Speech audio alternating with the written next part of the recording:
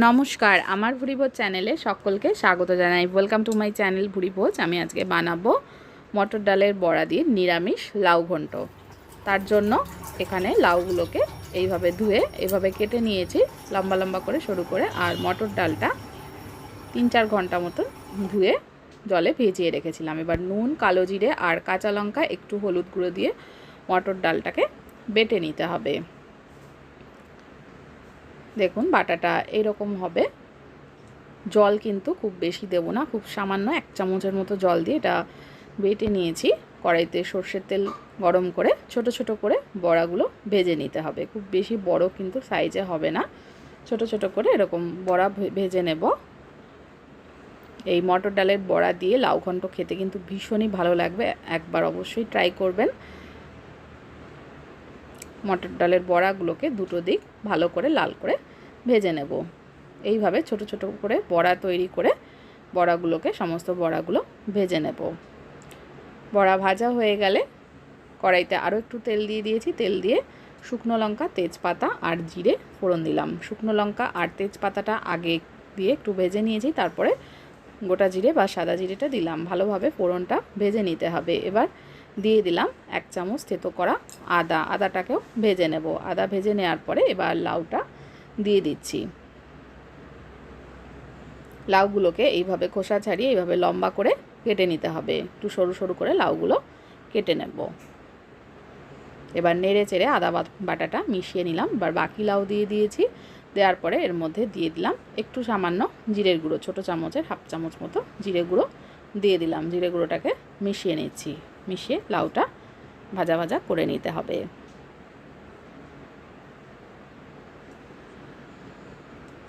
ভালো করে মিশিয়ে নিয়েছি। এবার আমি এর মধ্যে দিয়ে দিলাম নুন, স্বাদ মতো নুন দিয়ে দিলাম। নুনটাকেও ভালো করে মিশিয়ে লাউটাকে কষিয়ে নেব। লাউ থেকে যে জলটা বেরোবে সেই জলে কিন্তু লাউ ভালোভাবে সেদ্ধ হয়ে যাবে। দেখুন বেশ কিছুটা জল বেরিয়ে গেছে।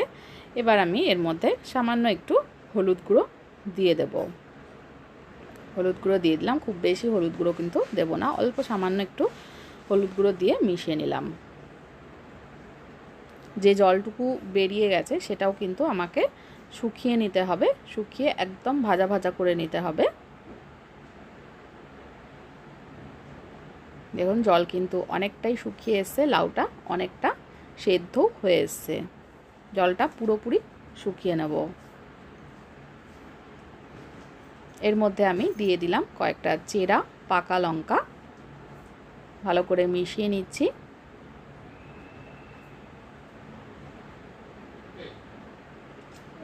এবার আমি এর মধ্যে দিয়ে দেব অল্প অল্প ঝোল থাকতে থাকতে আমি বড়াটা দিয়ে দিলাম।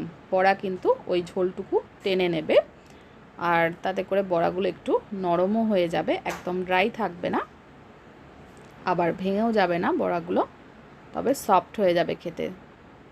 দেখুন এখনও কিছুটা জল আছে, সেটাও শুকিয়ে নেব।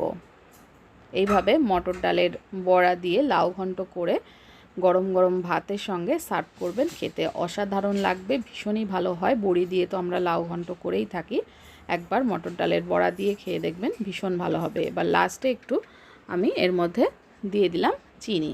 চিনিটাকে ভালো করে মিশিয়ে নিচ্ছি। চিনিটাকে ভালো করে মিশিয়ে নিয়ে আরও একটু ভাজা ভাজা করে নেব। করে নিলেই লাউ ঘন্ট একদম রেডি হয়ে যাবে। চিনি দেওয়ার পরে কিন্তু আরও একটু সামান্য জল বেরোবে। তখন আমি এর মধ্যে সামান্য একটু ছোটো চামচের 1 চামচ মতো আটা দিয়ে দিলাম, যাতে লাউ ঘন্টটা মাখা মাখাও হয় আর জলটাও না থাকে। আটাটা দিয়ে ভালো করে মিশিয়ে নিচ্ছি।